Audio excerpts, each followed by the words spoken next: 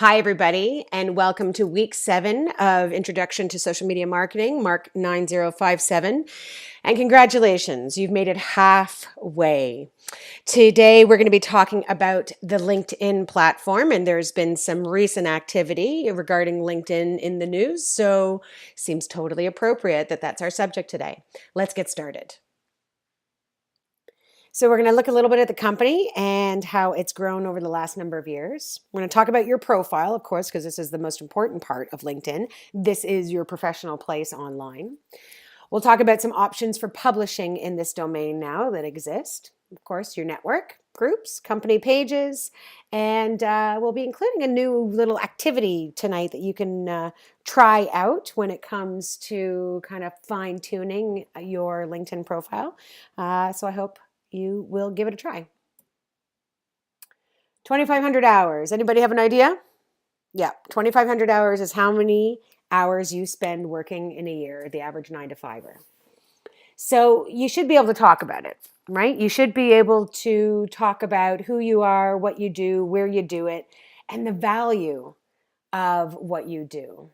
Because, if you can't sell yourself, how can anybody else?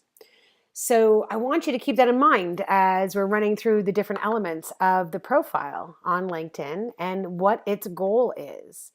So it's all about you and your business, baby, and how you stand out amongst the other 432 million plus users who are now on the LinkedIn platform. So the last time that I did a recording for this class, the membership number was sitting at about 300 million people, and that was about a year and a half ago. So you can see that LinkedIn has certainly grown a lot over the last little while, and they continue to do that very steadily. The numbers that have been shared previously have been that 2 new members joined the LinkedIn platform every second of every day. So that certainly does give us some insight into how the platform is growing and how quickly it's growing. LinkedIn is probably one of the first social media platforms that existed. It's really important for you in this huge volume of people for you to figure out how to make yourself stand out. So the question now becomes, how do you make sure that you stand out amongst 433 million other users? So there's a whole way you can utilize all of the different parts and elements of LinkedIn, which continues to grow. And this is all about tending your garden. So often I've said to people, when's the last time you've looked at your resume? And they go, oh, years ago, unless, of course, they're actively looking for a role. And, that tends to be the way a lot of people actually approach LinkedIn. They put up their profile once and then they never touch it again. So what I want to help change for you guys in this lecture tonight is I want to be able to help you figure out how you can find a way to stand out for both your profile's sake, but also within your own industry and within your own domain. And that's going to look different, obviously, depending on which industry or domain you're actually playing in. Some are more competitive than others. Some are ripe for the opportunity for you to stand out in that field. And there are a whole ton of ways for us to do that. So just as a quick aside, it used to be that you'd be able to look at your own URL within LinkedIn and you would be able to actually determine what your member number was. It used to be this sequential serial number that used to indicate, what member number you were when you joined LinkedIn. So, of course, a couple of years ago, LinkedIn was sending out these congratulatory emails and notifications to people who were the first 1,000,000 subscribers and the top 1%. And I was the recipient of some of those emails from them because my membership number was 740,000 or something like that. And, of course, I thought I was kind of a big deal, even though I didn't take it too seriously until, of course, I met up with a friend of mine whose LinkedIn number was about 34,000. So we are certainly a contingent of the early adopters, but that doesn't mean that just because you're coming to LinkedIn that you're not going to also find value in the network as it stands right now. So, of course, I'm sure you guys, so some of you have posted in the community this week. And if you pay attention to the news, you can see that the big news this week has been that Microsoft is buying LinkedIn for $26 billion. So this hasn't been wholly confirmed yet. Apparently, both boards are both on board, but this still has to go through regulatory the regulatory process to ensure that this is okayed by the powers that be.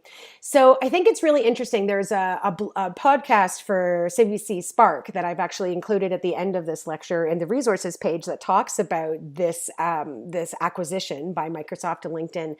And, Nora Young makes a point that this isn't very exciting stuff, but I think it's significant. And I would agree. I don't think it's incredibly exciting that Microsoft is actually buying LinkedIn, but I do think it's significant in the sense that Microsoft is predominantly an enterprise environment. So even though I use a Mac, I still use Microsoft Office for a lot of the work that I do. And so it's a staple for anybody who deals in the online world, or even just using computers and laptops for their every day-to-day work. And LinkedIn being incorporated into that from an enterprise perspective, I think is going to be really significant in how Microsoft actually looks to integrate the platform, rather the LinkedIn platform, with its other enterprise software. So when I say enterprise software, I'm talking about software that's being used by large organizations or organizations right across an industry. So we can see from this kind of graph that the LinkedIn growth has been steady since 2009. And it actually continues to grow at a really successful rate quarter over quarter. When we look at the other parts of LinkedIn, though, and how LinkedIn is situating itself, it gives us a kind of a bigger picture. So, as we mentioned, 433 million members. We have 105 million monthly active users, which has grown from the numbers that I've known previously. They're looking at different kinds of revenue streams. So job listings is certainly a new revenue stream for them. Company pages has gone through some sort of a change as of not too long ago, maybe only about 6 months ago. I could be a little bit longer than that. But the whole interface of company changes has been updated, and it's got a much nicer look and feel to it. Still, some of the administrative functions of those company pages are a bit limited, but interestingly enough. The university pages is something that has increased, so that's certainly a growing field for LinkedIn, and you'll see why that it makes a lot of sense in just one second. And then you have your paid subscribers. So only 2 million paid subscribers out of 433 million members. So when you look at that, that's a really, really low number. So they're compared to like their overall number, their overall platform. So, clearly getting the value as a paid subscriber that story is not being told well across the audience, because obviously those numbers would be a lot greater if there was more value there.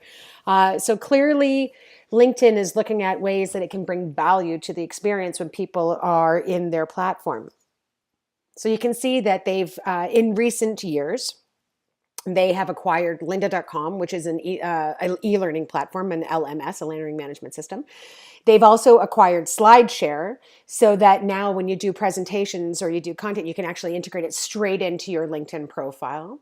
Reportive is a tool that I've been using for a few years. So this went back to, I think, 2014, if not longer. And Reportive is a way for you to see your LinkedIn information straight inside your Gmail interface. So they acquired that for 15 million. And then they have Newsly, which was an acquisition. No terms actually released for that acquisition, but that's a way of actually what happens in the Newsly environment is you get a list of articles that your network is talking about. So clearly LinkedIn wants to be the place where everybody lands to get information that is important to that network. So this is I'm going to call it out and say this is a little bit of the keeping up with the Joneses, right? So you are getting as much insight as you possibly can into a network of people that you're connected to, whether it's about the influencers and what they're reading in the sense of news, or it's access from a premium membership perspective to lynda.com as well. So really interesting perspective. So of course, LinkedIn has its mobile experience. And so you have LinkedIn, the primary app on the upper left side. And then you have their new jobs app. And that's actually only come out in the last year, maybe 6 months only.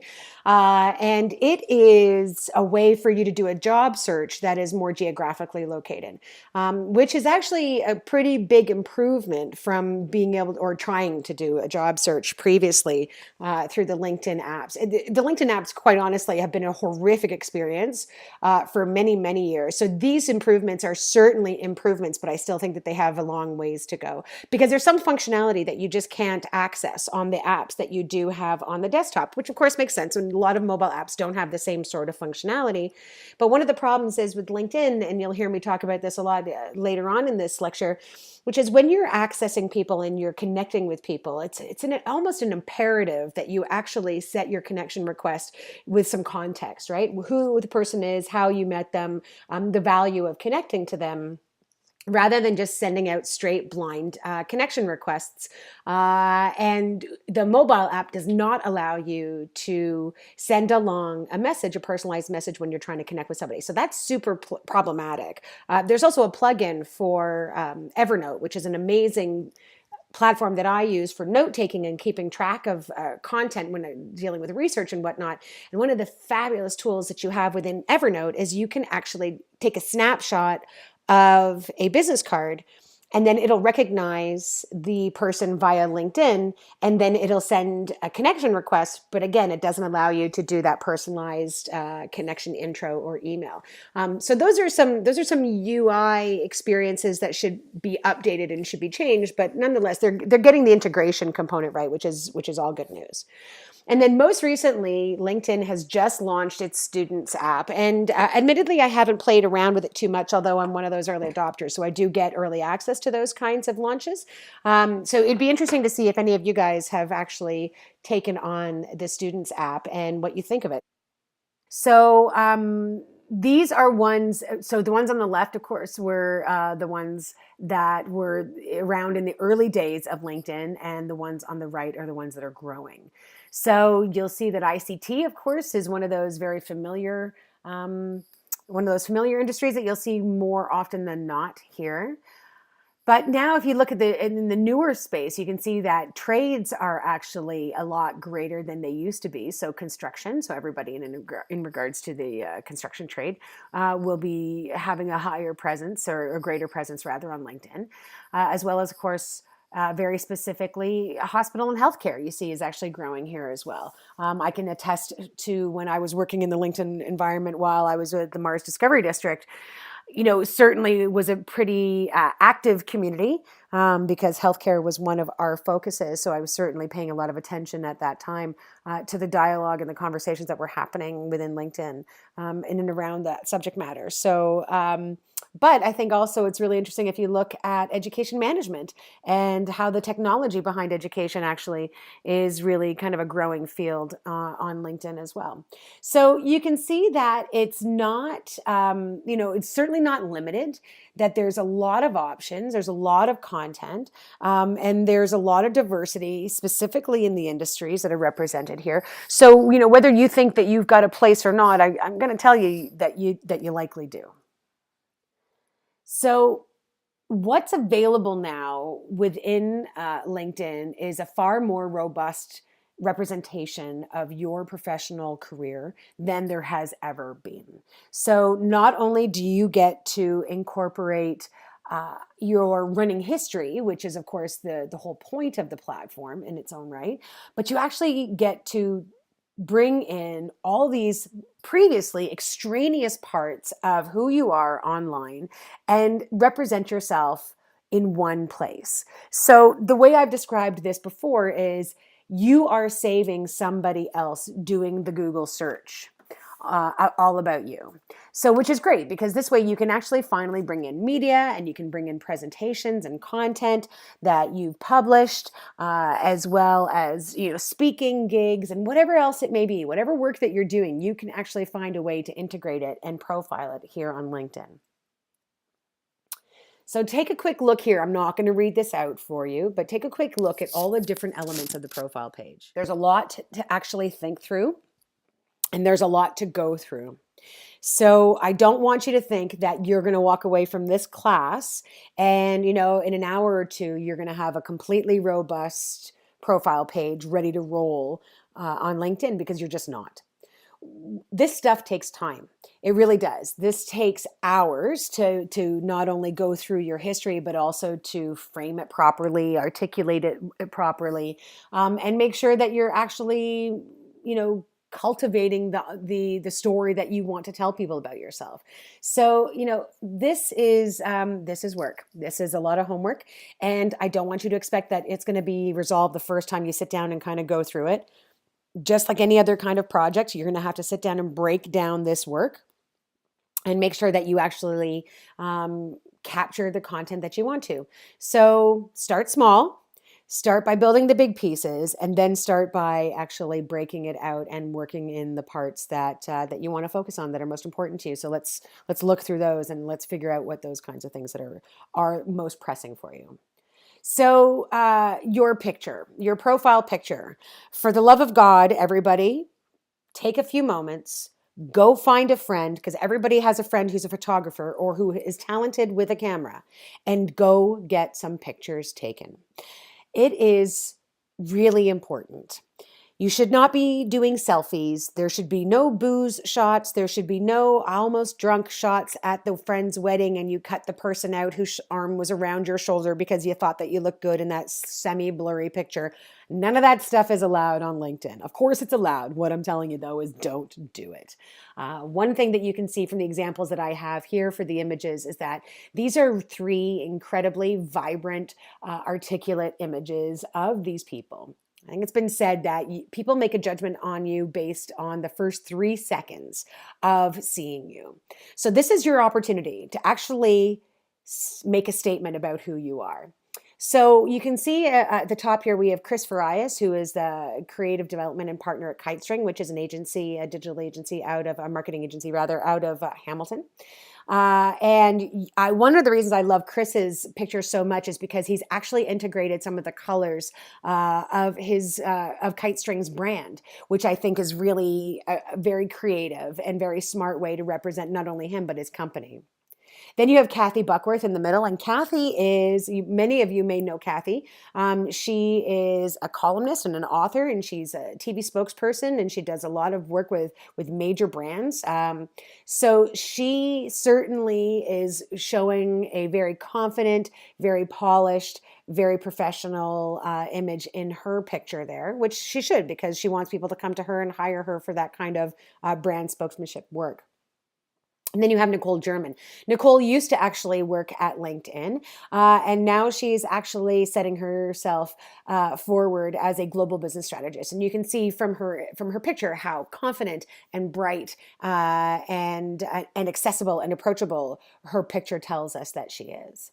So, your title, your headline, how you're going to articulate yourself, you actually have you have control over what this says about you. So however you want to present yourself is the way that you can present yourself on LinkedIn. So you can see, Kathy's is really quite comprehensive, because she does so many different kinds of pieces of work. And you can see that Chris also holds 2 very, specific roles within KiteString as well. So, you got to think about actually how you're going to articulate yourself. How are you going to talk about who you are? In the old world, we used to talk about career objectives on our CVs or on our resumes. So now, instead of talking about your career objective, it's really about a summary, like who are you and what do you bring to an organization, and what can you actually bring to a client as well. These are the things that you need to consider as you provide a title for yourself or your own headline. So your background or your cover header photo. So you'll see that this image here is very similar to what happens now in Twitter, of course, and in Facebook. And this isn't a very good capture, actually, of the image. But if you actually go to my profile, well, we should be able to see it. Let's switch on over and see if we can see it. You can see that it is an @ symbol. You can sort of see it's an @ symbol. And that is actually a bracelet that a friend of mine purchased for me. And I like to use it because obviously I work in the social and I work in the digital space. So it's actually something that, really articulates that. pretty quickly. So you have an option to include an image here in your cover, in your header photo, that really tells your story. So whether it is your brand image or whether it is something that seasonally speaks to the work you do, I'm going to encourage you to not leave it at the generic image. I'm going to encourage you not to make it something that is, a typical, like a beach scene, unless you are a resort or you are, a travel destination. Try to get creative, but try to articulate who you are. Remember, you've only got those 3 seconds, so you want people to actually look at that image and know who you are. So posts. So there's two types of posts that happen actually within LinkedIn now, and I'm going to switch back over to the live feed again. I want you guys to be able to see this as we're kind of going down. So you can see here, this is where the posts are. So the post can either be a published piece, so that can be these blogs that I've actually written and I've posted here on LinkedIn, and these should look familiar to you because I actually referenced these in last week's class on blogging. But you can also do a status update. So if you check it out here, so as I went to your homepage, so I can share an update here. So this would be a post as well. And you can either share this with a Twitter feed as well with just my connections, or I can make this a public post so that anybody can see that. So connections, of course, being the people who are connected to me already within my network. So you can either post commentary here, or you can do those blog posts as well. And the thing that you should keep in mind is that, these are ways for your network to see you, right? So it's just the same idea as when it comes to Facebook and status updates, except for, of course, you're working here within your professional network, right? So your content really should be something that is relevant to your work or relevant to your workspace or relevant to your industry. And take the moment to actually articulate why you're sharing something. So if it's an article, state your opinion. If it's something that you've done and that you're highlighting, or your company is doing and that you're highlighting, then state why you're happy to share it or why it's important for you to share it. So think about these opportunities that you get to actually inform your community of what's happening to you professionally, and capitalize on those opportunities. So then you have your background. And your background allows you to actually create a summary of who you are. So as I mentioned before, we used to write the career objectives in our CVs and in our resumes. And the reality is, of course, everybody writes, I want to work for a great company that treats me great and treats me and, gives me good money for that. So career objectives actually have definitely gone by the wayside. So now it's an opportunity for us to actually really quickly articulate who we are. So, remember how I've talked so much about different channels, about setting the right expectation and, making sure that people understand what they're getting when they click on a link, or what they're getting when they actually come to your Twitter page or your Facebook page and whatnot. It's the same idea goes here. You should be able to actually give people in a quick glance, a snapshot of who you are, right? So you should be able to tell them what you're all about in that first paragraph. So I'm going to scroll down here. And this gives you, in my quick summary here, this tells you a little bit about who I am and what I do and what I bring to an organization. So you can see it goes off really a little longer. So I'm actually going to cancel that out right now because I don't want to make any of those edits right now. I'm actually going to change my view here for you guys moving forward so that you can actually see this as a connection. So if somebody was looking at my background image, my background content rather. So you can see that you have quite a bit of time in your summary and quite a bit of space rather to actually tell your story. So take your time, and you're going to come back and you're going to change this often. Trust me, this is not something that stays static for long. I also like to pull in my specialties so that I actually can show people what my skill sets are right from the very get-go. And then of course you're also able to integrate content. So this is media content that you're able to integrate if you have this accessible to you. So I've been quite active, of course, in writing, and I've been honored with being profiled in different platforms, whether it be podcasts or Wired magazine or Women in Tech profile. So these are kind of the higher level pieces that I want to be able to share about what I do and where my experience is, where my network takes me, and the work that I've done and the things that I've spoken to.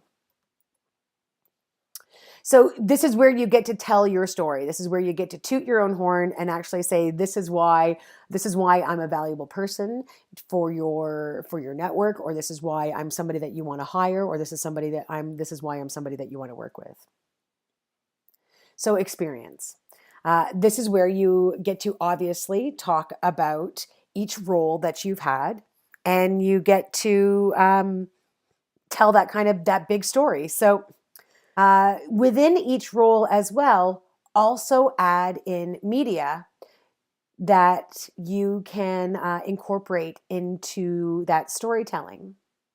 So one of the things here that you can see, and we're going to get to in a second, is also recommendations. So I'll come back to that in just 1 second. So when you're in your experience space, though, I want to remind you that this is not where you talk about things in very general terms. I'm not going to get into very deep kind of review of, how to write a good resume or how to write a good CV. I think I present myself in a particular way. My way is probably not everybody's way, but that's okay, because that's how I actually try to differentiate myself from others. But there are a million, quite literally, if not more than that, articles available online about, how to write a good letter or how to write a good CV, how to present yourself. But I will tell you this is where you actually get to very specifically talk about the things that you achieved in each role historically. So of course, these are present roles for me, these ones that I'm looking at right here. These are things that I'm currently working on. So, they will be updated as I work through that space. But, as I get into, other roles that I've left, again, you want to talk about the successes that you had in each one of these roles. So, here's a good example of kind of some very specific metrics that I can share, right? That I received an award for my work, that I exceeded my objectives by certain numbers, that, I received a certain growth. So these are things that I was actually able to achieve. And these are, numbers that I can actually articulate. So you should be including those in these spaces as well. I'll come down to, even I was a board of trustee for Gallery Stratford for 3 years, and I talked about sponsorship that I brought in, and some work I did for the city in connecting them to the gallery for the city Wi-Fi initiative and the like. So again, an opportunity for me to very clearly articulate the work that I did while I was in that position, and so on. So you want to be able to actually break it down so that you can tell your story. So as I mentioned, I have recommendations in each one of my roles, and you can see that I try to make sure that I have no less than at least 2 recommendations for each role. Some I have 12, some I have 5, some I have 2. It just depends on when I actually had the role and who I reached out to. So, on a resume, we always, we used to say, references available upon request. Now I actually point people toward my LinkedIn references, and then I also provide other references at request. But somebody has said to me recently, well, you're only going to ever, give people your most positive, referrals, or the only people who are going to actually, put anything on LinkedIn are people who are going to actually want to do that for you, And I was like, well, the same thing goes when you're talking to people who can give you a referral from a previous job as well. I mean, you're not likely going to give a referral, right, to somebody who you didn't like, or who didn't like you, or you didn't get along with. So, that idea hasn't changed. You're still going to always be putting your best foot forward. So, of course, recommendations on LinkedIn is going to be no different. There is a lot of quid pro quo here, right? So keep in mind, though, if you're going to be you're going to be asking rather people for a recommendation for a role, that you should be prepared to give a recommendation in return as well. So integrated media I've mentioned, and I've shown you a couple of examples. So what happens in LinkedIn is that you can actually incorporate different media depending on what kind of story you're trying to tell. So I'm going to come up to the very top here, and you can see, so in the first space here, you can see that this was a magazine article that I was referenced in, and it gives you a snapshot, and then you can also click to it so that somebody can go and they can read the original content. Right? So you can see that it is an actual link.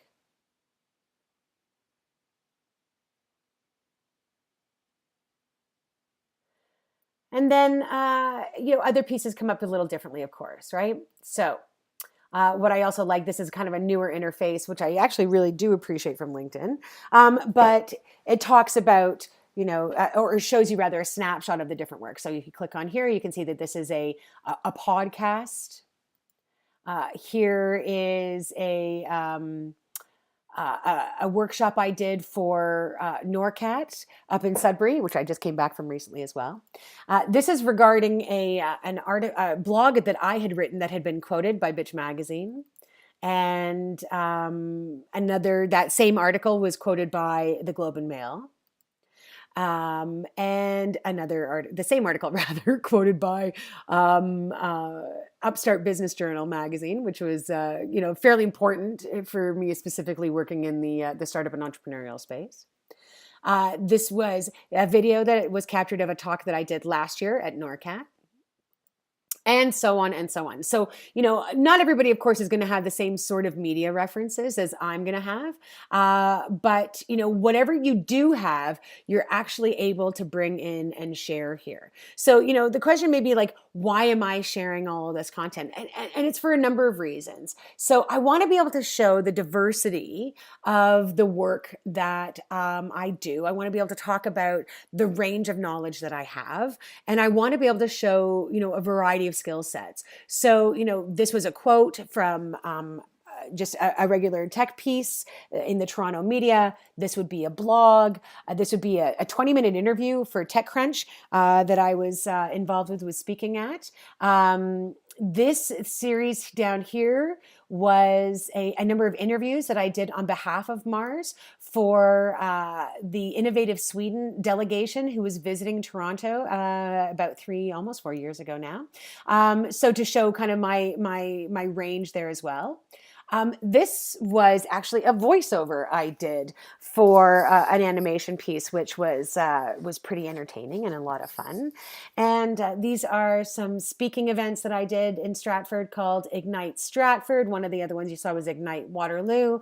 This was a piece that I had done speaking about rhizome networks for the city of, when I was on the board for Gallery Stratford. So, again, a range and a variety of different media that I could bring in to showcase the wide range. And so if you've got that, this is where you get to actually showcase all of that on your LinkedIn profile. So you can also, there's a section in LinkedIn where you can include your projects. I use mine to include speaking engagements and public engagements. I have obviously need to update this a little bit, but that is a place where you can actually highlight projects that are not necessarily, something that you worked at on a full-time basis, or not necessarily something that you worked at it as an official volunteer capacity. But it's something where you can actually, of course, make sure that you capture all the work that you do that you sometimes forget that you actually do. One of the great newer sections on LinkedIn is our ability to actually talk about our volunteering and the causes that we actually care about. So, this is, of course, a caveat for you. Not everybody likes to talk about their volunteering. Not everyone likes to talk about kind of the causes that they care about. Sometimes it's very personal for people, and that's totally understood. I like to actually show the work that I was doing here, because I think it shows, commitment, and that is something that you want to be able to actually articulate to a potential client or an employer. And I think it actually, for me, when it comes, the important thing when it comes down to for the work that I have chosen moving forward, is pretty simple. And as an example, I'm going to actually just come back to my Twitter profile for a second, because I'm sure if you guys have checked this out, you can see it. And for me, it tells the story quite clearly as to how I approach the work I'm doing and I'm going to do. and it's in my cover photo. So, this is for me quite clearly it is where I decide to spend my time, right? That's how I choose where I'm going to work and where I'm not going to work. So, anybody who would be put off by any kind of volunteer work that I did, whether it be politically aligned or not, it's not a bad thing when you can actually filter out people that you wouldn't want to actually probably work with in the first place. So, I encourage you. I mean, for me, it works. I'm not going to say that for everybody it should, but that's been my experience. Is that I use it as a filter so that I make sure that I'm aligning myself and spending my time with the kind of people that I want to be working with, period. So, skills. So, when you actually create your LinkedIn profile, you can articulate, you can choose what your skill sets are, your top skills. And I think you can choose 50 different skills. So, I'm going to flip back over I'm going to scroll, so don't get nauseous while I scroll. Oh, there they are. So, you can actually choose what your skill sets are. And what happens when you go to LinkedIn is that people's profiles will now populate at the very top, and people will say, so let's go to LinkedIn. I'm going to go to LinkedIn again. Let's just refresh it and see what comes up. And when you go to it, it may show you at times somebody else's names up at the top here. Now, it doesn't happen every time, but it'll be a box that comes up similar like this. And it'll have four people's faces and it'll say, are they good at? And then it'll have one of those skills articulated below. So, you can actually choose to endorse somebody for that skill or not. So that's where those skills views actually come into play. Let's go down again. Sorry, I don't want to make you nauseous again. So when you have a listing of those skills, that comes from not only you saying that you have these skills, but it comes from other people saying they've experienced these skills with you. Now, some people are really discerning when it comes to actually endorsing others, and some people aren't. So, when I say it's not about the numbers, but it's kind of about the numbers, here's where I'm going to talk about out of both sides of my mouth too. This is where the gray kind of exists in this space. So, there's a certain credibility. You can look at the top skills and you can see what most people have actually, given me an endorsement for. Well, they're pretty much the things that I focus my day to day on, but I always find it interesting when, somebody gives me, an endorsement for CRM. Now, I'm quite versed in utilizing and building and designing CRMs. That's a customer relationship management software, and utilizing these tools. But I find it hilarious that, people who actually will give me an endorsement for CRM when they wouldn't actually have any real clue about the work I've done with CRMs. So I say that because I want you to be mindful that, you should take these kinds of recognitions or these endorsements rather with a grain of salt. But there's also some validity to it when you look at kind of the economies of, or the scale of the feedback you get in certain skill sets. So, pretty gray. I know, pretty gray. Okay. So, you get to, of course, talk about your education. You get to talk about any kind of certification that you've done in this space. You can also talk about your honors and awards. And, this is where you should put this stuff down, right? You should take the time and actually write down these little accolades that you get because they matter. And we often forget about them, actually. So take the time to do it. So organizations, this is where you can actually include, professional associations or kind of industry associations that you're a part of as well, because this helps you actually connect to other people on LinkedIn when you have that kind of mutual connection. Obviously, sorry not to use the word twice. And then let's talk about connections. So connections themselves, this is your network. Now, I've been on LinkedIn for a really long time. I've been on it for like, I think since like 2005, I think it was. So I've been around for quite a while, if not sooner. Actually, I think I've been on it a lot sooner than that. Anyway, but in the early days, I certainly was kind of one of those people that was, I readily accepted, LinkedIn connections from just about anybody. And I went to connect with other people because I thought that there was value in connecting with people, more haphazardly than I do now. So I will tell you this, I am far more discerning now about my LinkedIn network. And I take it as a responsibility to actually protect my network more than I ever have before. Because, let me put it to you this way. So there are some people that I'm connected with professionally. So especially in the work that I was doing in the startup and entrepreneurial space. So there's a couple of venture capitalists who I'm connected to. And of course, everybody and anybody wants to be connected to a venture capitalist when they're a startup or an entrepreneur. And so there's a certain legitimacy that people would obtain by being connected to me. And then that maybe gives them access to that venture capitalist. So, I don't want to open up my network and provide that kind of credibility to somebody unless I actually know that somebody. So again, in the early days, I was a lot more freewheeling with my LinkedIn connections. Now I'm far more discerning, and I'm a lot more critical about who I actually do connect with. So thanks to everybody in this class, but I won't be connecting with everybody in this class, not unless we actually kind of decide to do some work together, or there's some extraneous opportunity for us to actually connect. Because I have connected with students previously. Most of them I actually have, an extended relationship with, not just in the classroom. But when it comes to like recommendations, like I couldn't possibly recommend a student except for you took my course, right? So you got to think about kind of the dynamics of a relationship when you are connecting with people in that sense. And there's, like I said, there's a certain responsibility we have to protecting our network.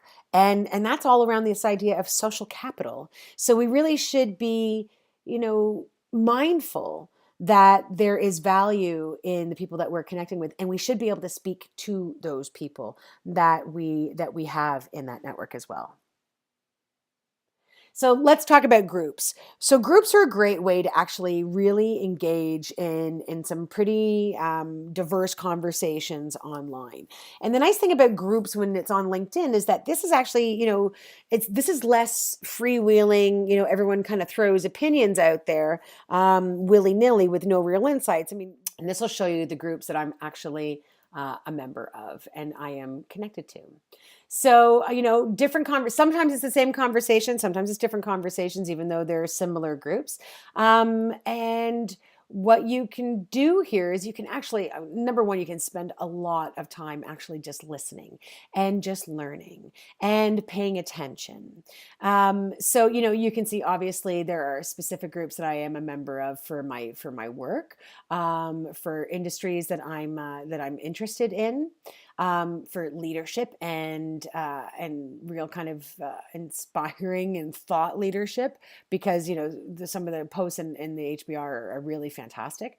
So it really just depends on what you're looking for, right? But the reality is that you can find a discussion in any one of these spaces that is really, really valuable. So I'm going to go to the Mars group because it's one of my happy groups. And there's always a conversation about happening in here about new events that are coming up, or new stories that are coming up from startups, or new focuses. And you know what? It's a great place to actually learn from others and find out what's happening, and be abreast of things. So and when you're participating in a group conversation as well, there's an opportunity for you to really exhibit some thought leadership. And that's, for me, probably one of the greater things about participating in group discussions. If you are looking to establish yourself as a thought leader in a space, this is one of those ways that you can do that. You can check out, actually, I'm going to go ahead back for 1 second. You can check out other members of the group. You can spend a lot of time listening to the group, right? You can see how people are connected there. You can see how you're connected to the people who are in the group as well. There's a lot of my first connections in this group. But you can also, there's also groups have an opportunity for you to post promotions and jobs, right? So they don't serve just that one purpose when it comes to, just the discussions. They can be very functional as well, depending. So there can be groups for real estate. There can be groups for insurance. There can be groups for arts. There can be groups for literally anything you're looking for. So whatever industry you're focused in on, there can be groups for not-for-profits. There can be groups for mental health. There can be groups for travel and wellness and fitness. You'd be surprised actually how many are out there. There really are probably hundreds of thousands of groups that exist within the LinkedIn framework. Just so you know, you're only able to actually join 50 groups at a time. So let's look at some kind of general rules of thumb when it comes to engaging with or participating in LinkedIn. So as I said, make sure that your headshot is professional.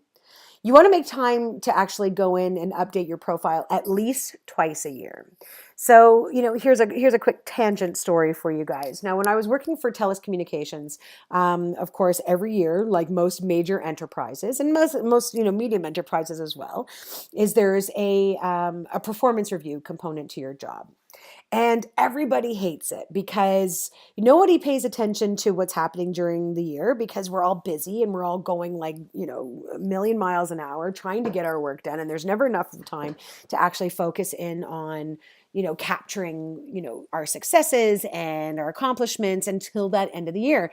And then we're all in a painful process and we all go crazy trying to actually remind ourselves, what was it that I did? And how did that turn out? And what do they have to say about me?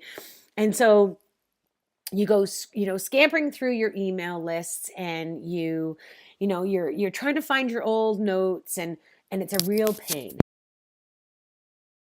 So what I learned after my first performance review at TELUS was every month to take a few moments at the end of the month and actually do a quick synopsis.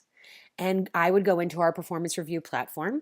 That was proprietary, of course, for TELUS at the time. But I would go in and under each month and under each section, I would just make a bullet point or a couple of notes about the work that I had done and the things that I had accomplished. So this way, at the end of the year, while everybody was spending 2 or 3 days trying to scramble through and get their performance reviews done, I was literally just doing a couple of like nuanced updates and then sending it through to my manager for their review. So I encourage you to take that same sort of approach to LinkedIn.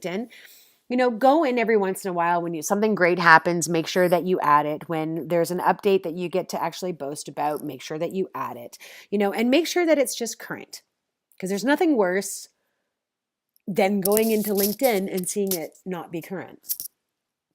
Of course, if you can't sell yourself, then I don't understand how you're going to be able to, sell your business or sell yourself as a consultant or even as a potential, a partner or talent for another company, right? You got to be able to do that. So all of those other parts, of course, as well, these are the things that you actually should be spending your time on when you get into LinkedIn and you're working in your profile. So now there's also SlideShare. So I don't know if anybody's familiar with SlideShare. I'm going to go over to it for a second. I want to show you guys something. So SlideShare is where you get to actually share any presentations that you have created. And you get to actually share it with a broader community. So I don't have I don't have a pro account. So mine is just a free account. So everything I have on here is open to the public. But I want you to take a look at these numbers, right? So I did this piece, 7 months ago when I did a talk up in Sudbury. So this was from last spring.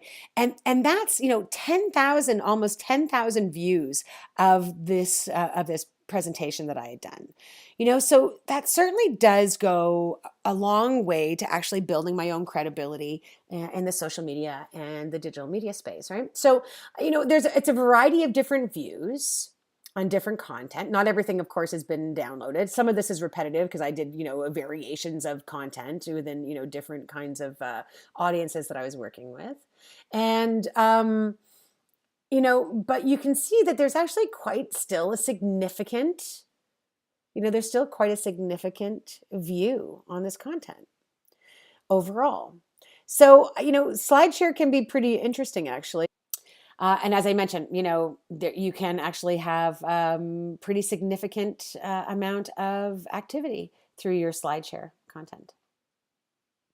So how should you be using LinkedIn? You should be definitely going to your profile weekly, if not daily. Weekly for doing at least an update to share content or share insights on your industry or something that's happening within your own company that can be exciting and fruitful for touching base with your network. And that's what those updates are for. And when you're participating in LinkedIn, you will get pretty much on a weekly basis an email notification that it's like their newsletter, the LinkedIn newsletter, that says, these are the updates that have happened in your network in the last little while. And it can be birthdays or it can be new jobs.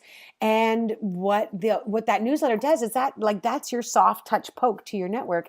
That's your soft touch social poke that gives you the ability to, or gives you a reason rather, to stay in touch with your network and to keep it vibrant and to keep it active. So clearly, I think I've shared with you through tonight's lecture, do not connect with people that you've never worked with or you don't know. There's a person I actually knew recently who literally he is just on a network hunt game. Like he is just trying to connect with as many people as he possibly can. And regardless if he actually knows them or not, really, or he's worked with them or not. So for me, that's definitely somebody who I don't really want to connect with because I don't want to not only give him access to my network, but I don't want him going and approaching my network without that kind of explicit permission from me either. Also, when you connect with somebody on LinkedIn, you can actually send them an invitation, but there's two ways that it happens. So, I'm going to come back here to my own profile. And hopefully it'll give me to, connect with somebody that you know. Let's see. It may not prompt me. Let's see. There we go. So let's go in here. I realize that there's a friend of mine that I'm not connected to.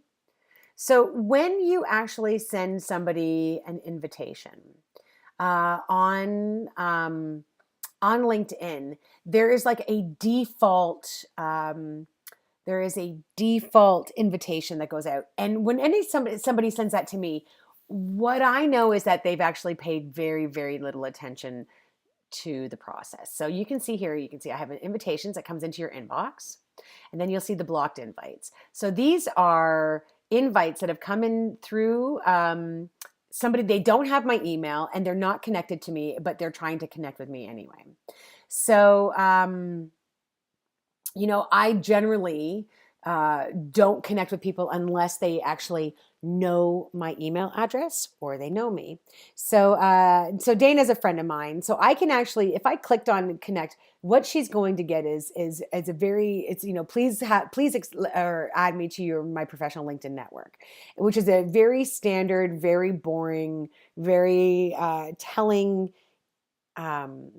poke that you haven't actually put any effort into this. So instead, what I'm going to do is I'm going to go to Dana here, and I'm going to connect with her here, and hopefully it allows me to do that. Oh, and it just sent it to me. It didn't allow me to do that. So what you can do is that you should be able to actually, now it's giving you a different prompt, but you should be able to oh, now they've actually updated it from the mobile app. See, it's always changing every single day. I love when we're all learning at the same time. That's okay.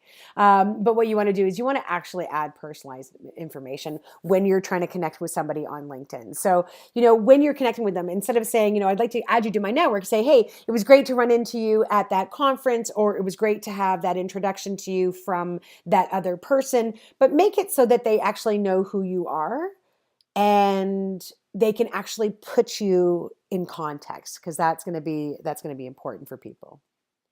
But then let's talk about publishing. So you can see the pieces that I've published. And when I actually get to my posts, you can see the metrics that are here as well. Okay. So, it gives you certain insights, of course. And we talked about this during the blogging lecture. And it's a way for you, of course, to really, again, still pursue that kind of thought leadership opportunity and perspective here. I mean, for me, I'm more writing about kind of, personal development and the work experience and the life experience there. Although, of course, I have, written about conferences as well. So, it just depends on what you're trying to achieve with your posts. You now have an ability actually through Pulse. So this is LinkedIn Pulse. I'm going to flip across over to Pulse again, and we're going to come over here. And Pulse was actually a startup that came out of an organization called IDEO, out of California. And it was students who actually created it over a weekend. And it was a way to make, LinkedIn or a way to rather aggregate news and update. And then LinkedIn liked it so much that they bought it. So your news will be content that actually comes from people probably within my network or within my interest groups. So not just mine, of course, right? Top posts will be content that are coming from that have received the most social feedback, of course. And then, of course, there's Discover. So in Discover, you can actually find different thought leaders as well as different industries to follow. Again, you can find influencers, you can find bloggers, you can find thought leaders, you can find companies. Everybody's going to be sharing content in Pulse, and actually LinkedIn and that publishing component of its platform is really growing really quite rapidly. You can find content in any specific industry sector that you're looking for. Some of this will be a little spammy. A lot of it will be really fruitful for you. So remember I talked about groups. This is where you can really, find opportunities to build your own reputation and engage in conversations depending on what your focus is. And from that group's perspective, I wanted to give you a little bit of behind the scenes view of what it looks like. So when you're managing a group yourself, you actually have a ton of options here. And I'm not going to be able to go through them all tonight in tonight's lecture. But I wanted to let you know that there's views there that you can actually access when you're a manager or a moderator within a group that you wouldn't get just as a member of a group. So you'll always see your submission. So this is content that's coming into your group. You can set permissions so that people can either post immediately or they need approval before they post in a group. With that being said, as an aside, I hate any group. This is just my own personal kind of loathing that requires you to have every single post moderated by a manager before it actually shows up in a conversation. I find it overwhelmingly domineering, paternalistic, and completely unnecessary. This is a professional environment, and people should be able to have a free flow of thoughts and conversations going back and forth without it being moderated by one person's sensibilities. You can, in a group, set up standards for how people should engage in the group, how they should use it. So you can talk about what kind of posts are acceptable, marketing is not allowed, those kinds of things. You can talk about all of those parameters and give people warnings and then remove them from the group if they fail to live up to that. But to monitor every single post before it ever gets posted, I find is just absolutely is the antithesis of what social should be. So honestly, for myself, any group that I ever join that actually requires moderation, I generally end up leaving right away. So with that in mind, you can pre-approve participants, you can block participants, you can invite specific people into your group as well. You can give the group rules so that there's parameters so everybody understands how they're supposed to move things forward. You can set up parameters so that people have to, be a member of a group for 3 days before their posts can be unmoderated. So, there's a whole way to actually go around this and moderate this so you're not actually managing every single post that goes up in a group. This is an idea of what those kind of group settings look like. I'm just going to leave it here for a quick second for you to take your look at.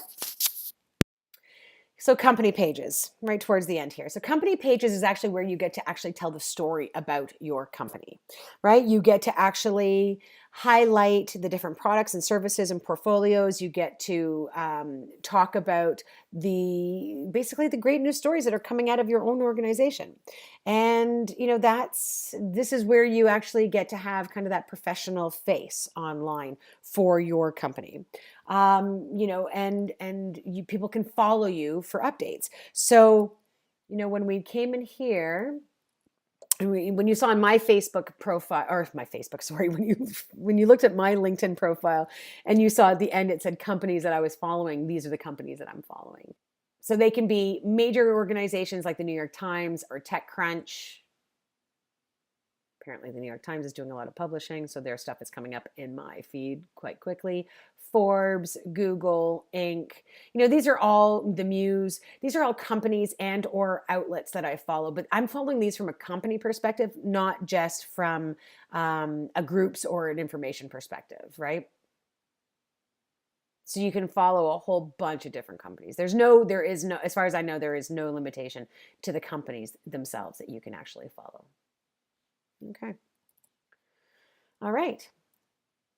So your homework for week 7 is to update or create your LinkedIn profile. I would like you please to create a Google Doc. In that Google Doc, you can link to your profile. And then I want you to actually join a group and I want you to start a discussion. So what I would like you to do is I'd like you to take a screenshot of the group that you've joined and the discussion that you've started. And I'd like you to also follow at least 2 companies or 2 influencers, okay? And 2 influencers. So this way you can actually start to build your LinkedIn stream. Okay, you can. I want to actually point out something to you. I know if you're nervous about actually updating your profile, you see here, right here on this, right here, it says here, notify your network. You can turn this on or off so that when you're doing your updates to your profile, that it doesn't ding your network and say, hey, they changed their picture. Hey, they changed their title. Hey, they changed their thing. And so you can turn that off. It can be rather quite annoying when you're doing kind of a comprehensive update. So feel free to actually turn that notification off for your network while you're doing this update, okay? And here's an activity for you. So this is why I said, in the beginning, I hope you guys will be open to this. So the activity is this. So with a friend or a coworker, I want you to take turns describing your career experience to one another. And just through that kind of experience, through this kind of activity, I want you to pay attention to keywords, headlines, and I want to see how you talk about yourself or the work that you do. Is that reflected in your current LinkedIn profile? Use that as a stepping stone, right? As a starting off point to actually update your profile. Okay, so here's some links. I will have these posted for you guys on Monday. And feel free to check out my LinkedIn profile. You can find me at my actual public one is linkedin.com/in/Karen SD. There we go. So that's my public profile. Feel free to actually check it out. Get some hints from that if you like. I look forward to seeing your homework for week 7. Thanks, everybody, and have a great week.